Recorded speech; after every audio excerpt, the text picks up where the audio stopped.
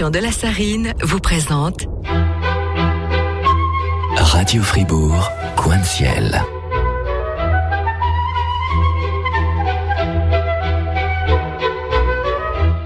Bonjour à tous et à toutes et bienvenue sur les ondes de Radio FR. Le sujet que nous allons traiter aujourd'hui, c'est le mariage pour tous. Cette loi a été promulguée en France le 17 mai 2013, sans demander l'avis des Français. Donc aujourd'hui, nous recevons l'abbé Michel Salamollard, qui, sur la base de son livre « La Suisse a-t-elle mal à son mariage ? Mariage pour tous, avenir du droit de la famille », écrit aux éditions Saint-Augustin, nous allons essayer de comprendre quelles seraient les conséquences de l'application d'une telle loi en Suisse ou ailleurs.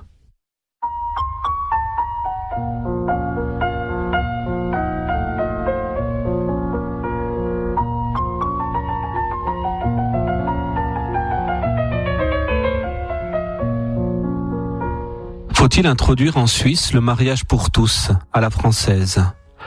Des lobbies lesbiennes, gays, bi- et transsexuels ont annoncé leur décision de s'engager dans cette voie. Faut-il réviser le droit suisse du mariage et de la famille, jusqu'à le démanteler, voire le supprimer ? Le Conseil fédéral engage une réflexion sur ce thème. Personne ne peut rester indifférent à ces questions qui touchent un sujet de société fondamental, concernant tout un chacun, avec des conséquences immenses pour les générations futures. Le livre de l'abbé Michel Salamollard, dont je vous ai cité le titre tout à l'heure, propose une réflexion argumentée sur ces sujets brûlants. Chacun trouvera dans ce petit ouvrage de quoi se forger une opinion. Mais pour le moment, je vous invite à écouter Michel Salamollard qui répond à mes questions. Nous vous souhaitons de passer un moment serein en notre compagnie, en espérant qu'elle ouvrira des chemins de réflexion sur la question du mariage.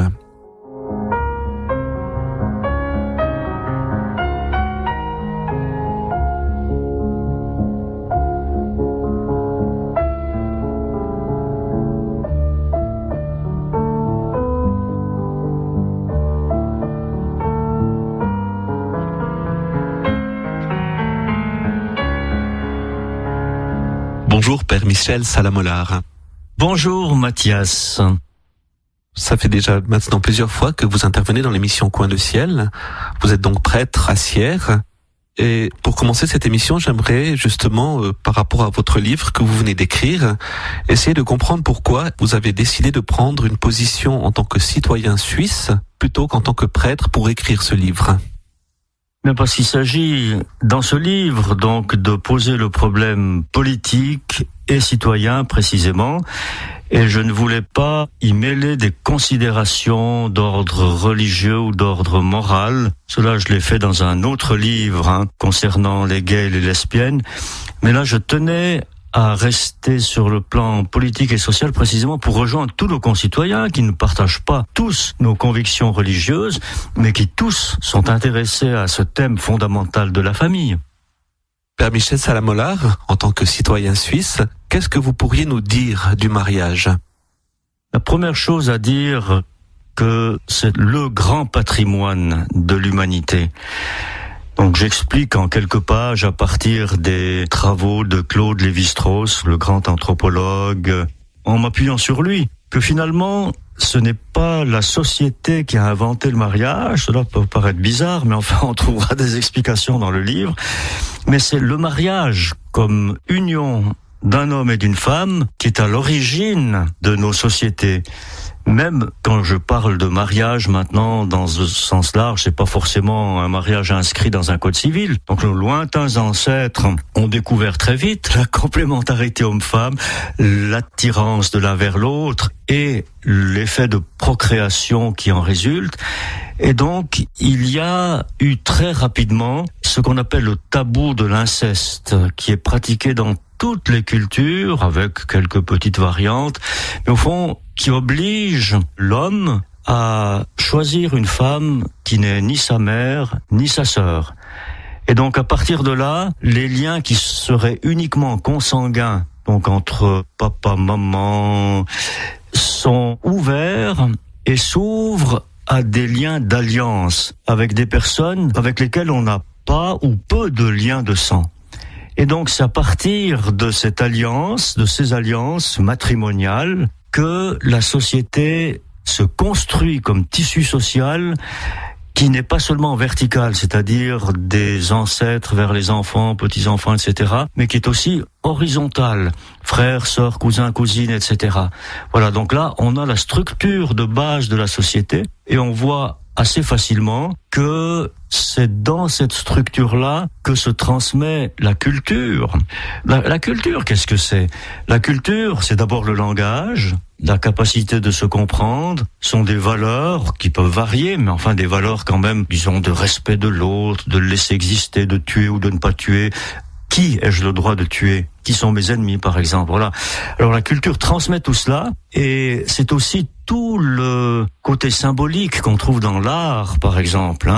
Nos très lointains ancêtres qui ont non seulement chassé des animaux pour se nourrir, ça c'est biologique, les animaux aussi se chassent entre eux, mais qui ont peint ces animaux sur des parois de grottes avec un art consommé.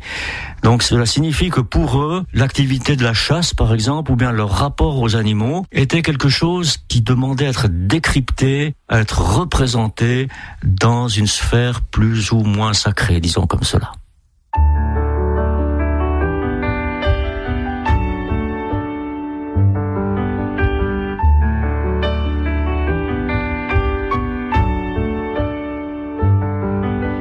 Je conclurai une alliance avec toi. Tu as du prix à mes yeux. Je t'aime tel que tu es. J'ai soif de toi. J'ai soif de ton amour. Père Michel Salamolar, après cette présentation, pouvez-vous nous dire comment situer l'homosexualité ? Oui, donc j'en parle parce que les organisations homosexuelles en Suisse, au mois de mai de cette année 2014, ont décidé de faire la promotion du mariage pour tous à la française chez nous. Donc c'est pour cela que j'aborde aussi le sujet de l'homosexualité par rapport aux unions civiles, par rapport à un éventuel mariage, si vous voulez, mais qui n'en serait plus un. Donc si on note la caractéristique homme-femme du mariage, on a affaire à autre chose qui n'est plus un mariage et qu'on doit appeler autrement, et qui en Suisse s'appelle le partenariat enregistré. Donc ce sont des unions civiles inscrites à l'état civil, reconnaissance à la fois symbolique mais aussi juridique, protection de nombreux droits, etc. Alors pour revenir à votre question, donc les personnes homosexuelles ont un vrai problème que je comprends fort bien, un problème qui est difficile à résoudre, c'est-à-dire comment moi, homosexuel, homme ou femme, donc cela se passe souvent à l'adolescence et parfois même plus tôt dans l'enfance, je perçois que je ne suis pas attiré, comme la plupart de mes camarades, par l'autre sexe, mais au contraire par des gens de mon propre sexe. Comment me situer là-dedans ? Suis-je normal ? Est-ce que je peux espérer une vie affective et sexuelle aussi heureuse dans ces conditions-là ? Donc là, le problème est difficile à résoudre. Alors, je comprends que les personnes homosexuelles, je dirais, ne souhaitent pas vivre en clandestin dans nos sociétés, ou bien simplement en ghetto. On sait qu'il y a des lieux de rencontre de personnes homosexuelles, pas seulement des lieux de drague, mais aussi des lieux de culture et des lieux politiques. Donc il y a des quartiers très huppés de grandes villes où les homosexuels savent qu'ils se retrouvent. Ils vivent au grand jour dans nos sociétés, ils ne sont pas réprimés du tout. Même s'il y a toujours un peu d'homophobie latente, parfois ici ou là, mais ils sont largement reconnus. Eh bien, donc ni clandestinité, ni ghetto. Donc, il y a eu d'abord les Gay Pride. Voilà, nous existons de manière un peu provocatrice, et même très provocatrice. Et je signale que les Gay Pride en Suisse romande, notamment, ont eu lieu dans toutes les villes un peu importantes de Suisse romande, y compris celles qui sont cataloguées ou traitées de conservatrices, etc., sans aucun problème, dans une ambiance bon enfant, ce qui montre bien qu'il y a une bonne cohabitation, une bonne acceptation chez nous. Mais néanmoins, restait cette question, si vous voulez, de ceux qui veulent vivre en couple. Et dès qu'on dit couple, ou père homosexuel, ou partenaire homosexuel, on a une certaine comparaison avec le mariage. c'est normal. Et alors en Suisse, nous avons eu la sagesse de créer ce partenariat enregistré qui n'a rien à voir avec l'ancien Pacs français, mais encore une fois qui est un véritable état civil, quelque chose de bien consistant, et qui à mon sens est la solution de sagesse que les organisations homosexuelles ont tort, à mon sens, de vouloir maintenant remplacer par le mariage pour tous.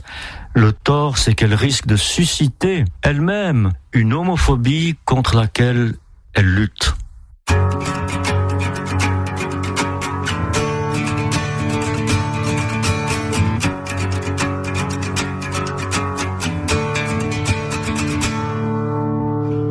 Si nous pouvions un jour nous affranchir enfin des colibets miteux et des sourires en coin, j'échangerais volontiers des regards en substance contre la liberté d'un peu d'indifférence. Père Michel Salamollard, vous avez parlé du mariage pour tous. Bien sûr, c'est un titre, un thème qui nous vient de la France. Justement, pouvez-vous nous expliquer, après tous les événements qui se sont passés, tout ce qu'on a entendu dans les médias, un peu détourné des fois, peut-être pouvez-vous nous expliquer le fond des événements qui se sont réellement passés en France? Donc en France, il s'est passé un assaut politique à la hussarde pour imposer aux Français ce prétendu mariage pour tous. Le Parti socialiste avait tous les pouvoirs en main. Il était au gouvernement, le président de la République est socialiste et ils avaient la majorité au Parlement. Donc, ils ont fait un forcing incroyable pour faire passer ce mariage pour tous, je dirais, au mépris de processus plus démocratiques. Alors, heureusement, ça a suscité dans le peuple français une réaction de la rue qui s'exprimait pacifiquement, mais massivement et de manière déterminée. Le gouvernement a tout fait pour minimiser ces manifestations, donc la manif pour tous, et pour faire croire à tort que c'était le fait de certains attardés, cathos. Pas du tout, c'est vraiment le peuple français dans toutes ses composantes qui a manifesté et qui n'a pas été écouté. Donc ces manifestations ont été encadrées, minimisées. Ceux qui tentaient d'approcher le président de la République ou d'autres personnages pour être entendus ne l'ont pas été. Donc voilà, c'est vraiment très dommage. Mais alors, le bon côté, c'est que le peuple français s'est réveillé. Et ça continue. Et donc maintenant, le débat est relancé en France. Au vu du peu de popularité du président Hollande, le débat est relancé sur la question de l'abrogation de cette loi Taubira. Et on peut s'attendre à de nouveaux épisodes en France. Il faut souligner aussi le fait que le Parti socialiste s'est précipité comme une proie sur ce démantèlement du mariage, faute d'avoir des résultats sur les sujets qui concernaient les Français, qui les intéressaient. Le chômage, le pouvoir d'achat, la dette publique, etc., l'économie, voilà ce qui intéressait les Français. Eh bien, ils s'en fichaient au point de départ de cette question d'un mariage ou d'une union pour les personnes homosexuelles. Souligne en passant que le Parlement a refusé simplement d'examiner la possibilité de créer un état civil comme en Suisse, par exemple. Notre partenariat existait, la France aurait pu au moins s'en inspirer ou l'examiner. Pas question. Donc les lobbies homosexuels ont été tout puissants et ont noyauté complètement le débat avec cette force un peu soviétique, entre guillemets, du Parti socialiste à ce moment-là. Alors pour revenir à votre question de départ, qu'est-ce que c'est que ce mariage pour tous? Eh bien, c'est une vaste fumisterie. C'est-à-dire que on supprime ce qui fait la caractéristique essentielle du mariage, à savoir la rencontre homme-femme. Ce creuset de l'égalité entre hommes-femmes que tout le monde souhaite, soi-disant, mais qui se construit pas dans les entreprises. On espère que cela arrivera aussi dans les entreprises et dans la politique. Mais le véritable creuset social, le laboratoire, c'est le mariage. C'est le mariage entre l'homme et la femme, où l'homme et la femme se rencontrent et, avec des hauts et des bas, des échecs, mais aussi de magnifiques réussites, font l'expérience de cette égalité, de cette complémentarité. Alors dès qu'on supprime, je dirais, ce qui est le noyau même de la famille, de ce qu'on appelle la famille, et qui peut prendre plusieurs formes, cette famille, eh bien alors, à partir de là, le mariage n'existe plus. On aurait pu appeler ce qui s'est passé en France un pariage, par exemple. À partir du mot père, on crée un pariage sans consistance, homme-femme, homme-homme, femme-femme, et puis on pourrait ajouter encore d'autres caractéristiques dans cette liste.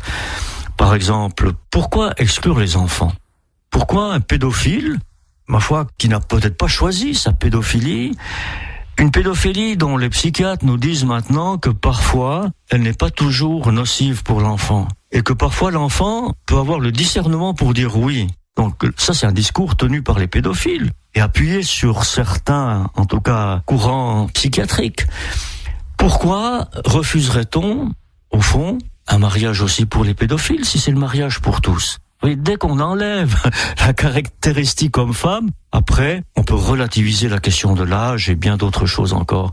Donc, il ne s'agit plus d'un mariage, mais les lobbies français ont été malins, ils se sont rendus compte que s'ils enlevaient le mot de mariage, il y aurait eu un tollé social.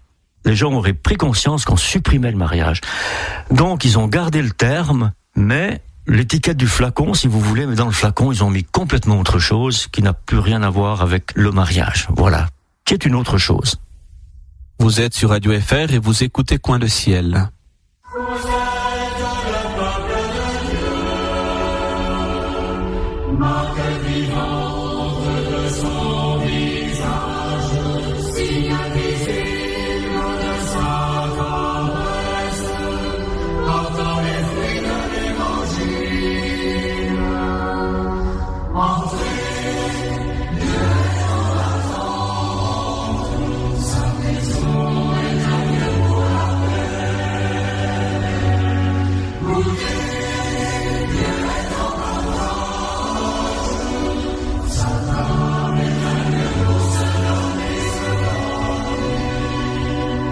Père Michel Salamolar, vous écrivez dans votre livre qu'il y a quand même une grande différence entre la France et la Suisse.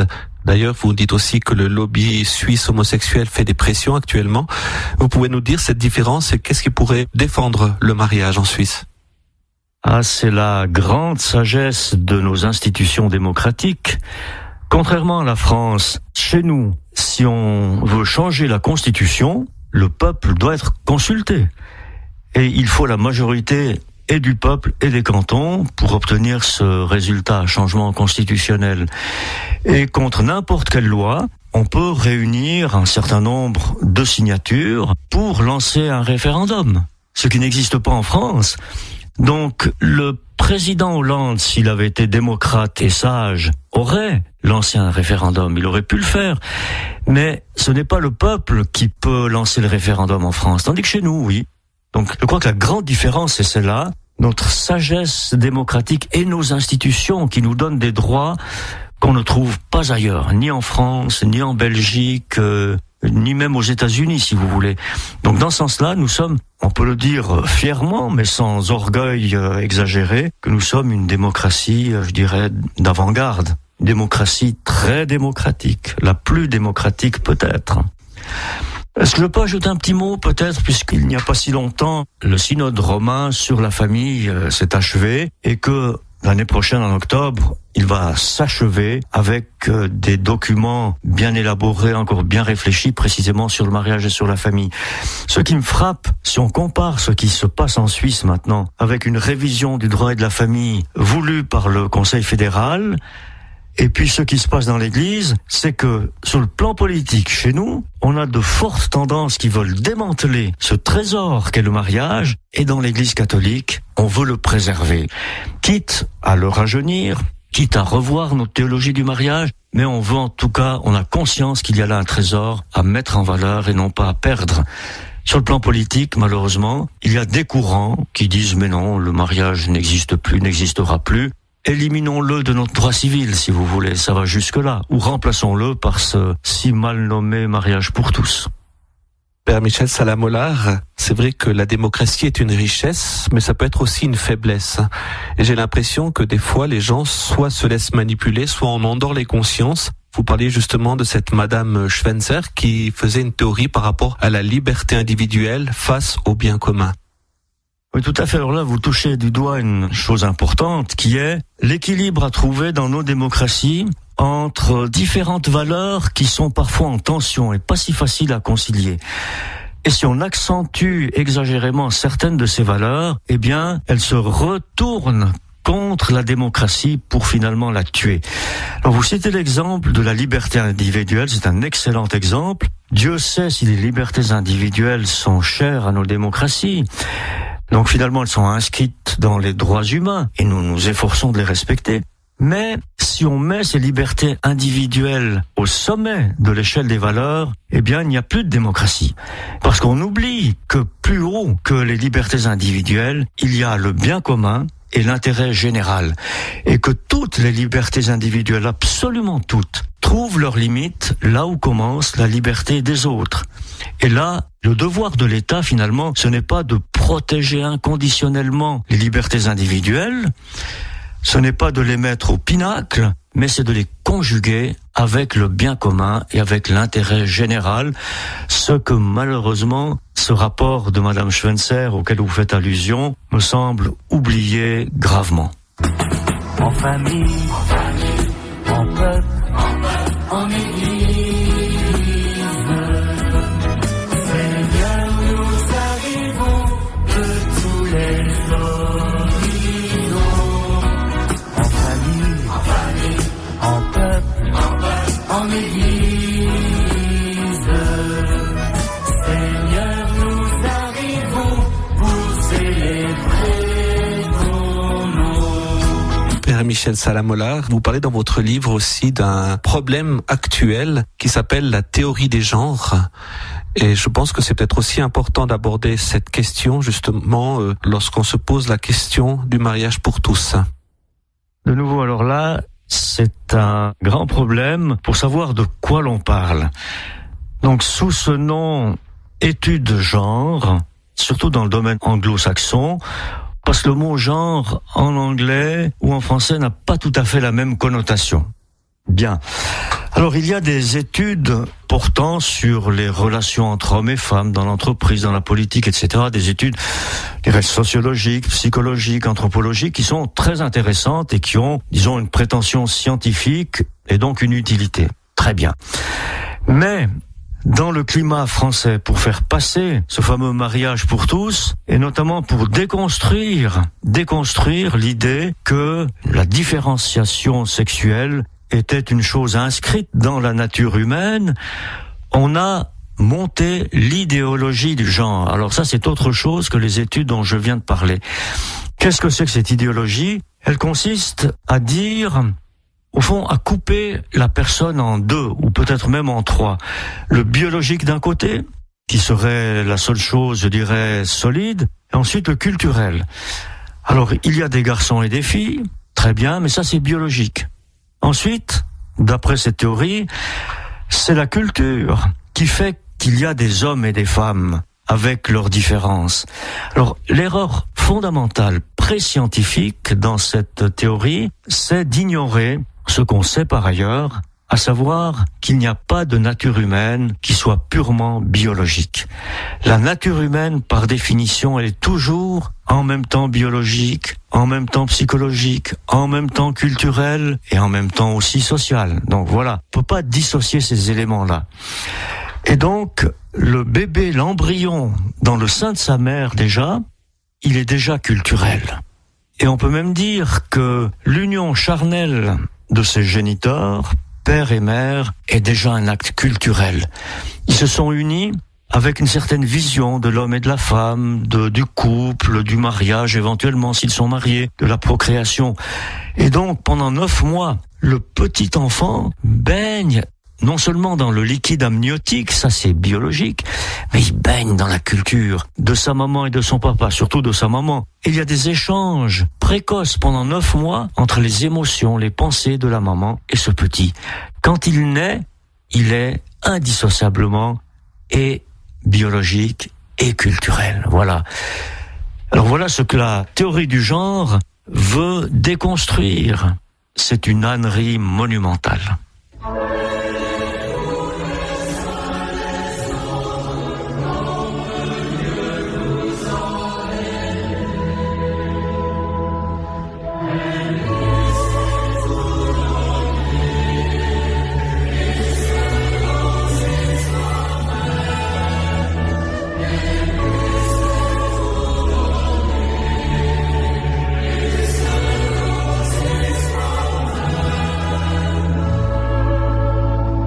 Père Michel Salamolar, nous arrivons au terme de cette émission.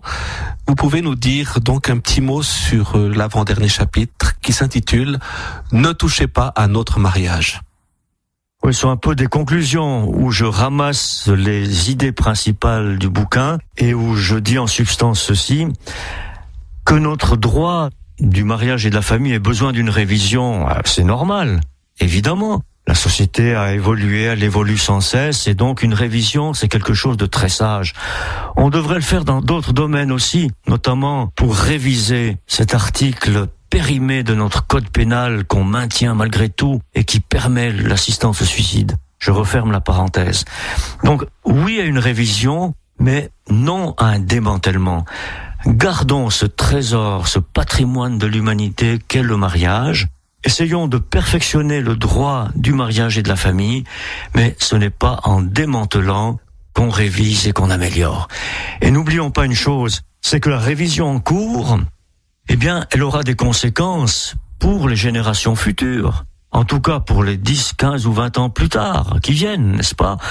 Nous n'avons pas le droit de léguer à nos enfants et petits-enfants les ruines d'un trésor qui nous a portés jusqu'ici et qui s'appelle le mariage et la famille. Michel Salamolar, une petite question subsidiaire. Ce matin, j'ai lu un article, je suis tombé sur un article, et puis il parlait du synode, bien sûr, de la famille, puis c'est clair que quand on parle du synode de la famille, aujourd'hui, des questions importantes comme les divorcés remariés et les couples homosexuels sortent. Est-ce que vous pensez que l'Église va faire une démarche par rapport à cette situation et laquelle? La démarche est déjà commencée. Donc, ces questions que vous venez d'évoquer, autour desquelles se cristallise l'intérêt du public, elles ont été posées très ouvertement dans la première assemblée du synode, donc de cette année 2014. Et les problèmes ont été tellement bien posés qu'ils ont donné lieu à une liberté de parole incroyable. Des cardinaux de premier plan se sont affrontés fraternellement, mais quand même sur des positions assez différentes. Et maintenant, comme le pape François a eu la sagesse d'étaler ce synode sur 2 ans, avec un long délai d'approfondissement et de réflexion, ces questions trouveront une réponse d'abord au synode 2015 et ensuite dans ce que le pape François reprendra des conclusions de ce synode parce que la décision lui appartient. Alors à propos des 2 questions que vous venez de poser, je signale simplement, c'est pas à moi d'anticiper sur les conclusions du synode, évidemment. Donc, je souhaite qu'il y ait une avancée dans les 2 directions, c'est sûr. Pour les divorcés remariés, il me semble qu'une étude doit être menée pour résoudre un paradoxe du discours actuel de l'Église catholique qui dit aux divorcés remariés, communiez spirituellement à la messe, mais ne prenez pas le pain consacré. C'est un paradoxe parce que la communion spirituelle, c'est l'objectif. C'est l'union au Christ totale, dont le sacrement est un signe et un moyen. Donc, on ne comprend pas qu'on puisse dire en même temps aux divorcés mariés, oui, vous pouvez atteindre l'objectif, ça veut dire que vous n'êtes pas forcément en état de péché mortel. Examinez votre conscience, mais en soi, vous pouvez, et puis en même temps, vous ne prenez pas le signe. Là, il y a un hiatus. Et je pense que un des aspects de la théologie du mariage, ce sera de réfléchir à cette question-là. Pour les personnes homosexuelles, la première chose, me semble-t-il, à faire, c'est de les rejoindre. Si l'Église veut conduire ces personnes vers la sainteté, elle doit commencer par les rejoindre. Je crois que ça, c'est une des intuitions du pape François pour toutes les périphéries, si vous voulez. Et les homosexuels en sont une. D'abord, les rejoindre. Dans nos paroisses et dans nos diocèses, ce sont des passagers clandestins, invisibles, cachés. Les rejoindre, leur faire une place, et je rêve du jour où un message épiscopal, donc venant de la part d'un évêque, aura été préparé avec des personnes homosexuelles. Merci beaucoup Michel Salamolar. Volontiers, puis bonjour à tous nos auditeurs fribourgeois spécialement.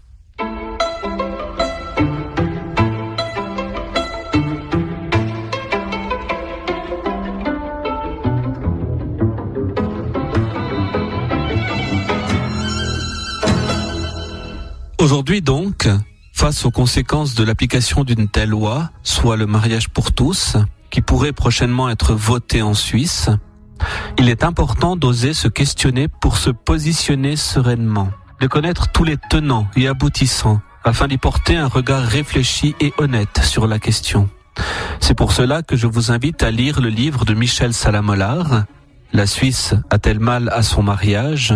Mariage pour tous, avenir du droit de la famille, aux éditions Saint-Augustin, qui permettra de mieux éclairer votre intelligence et votre conscience en tant que citoyen suisse.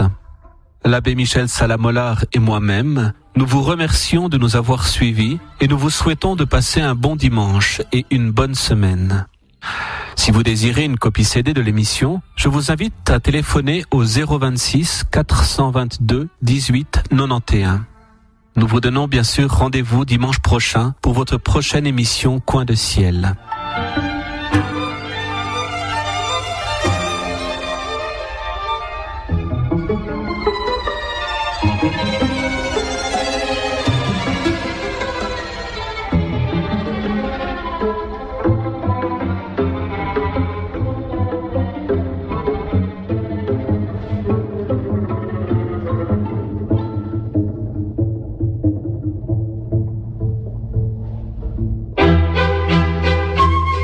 Radio Fribourg, Coin de Ciel.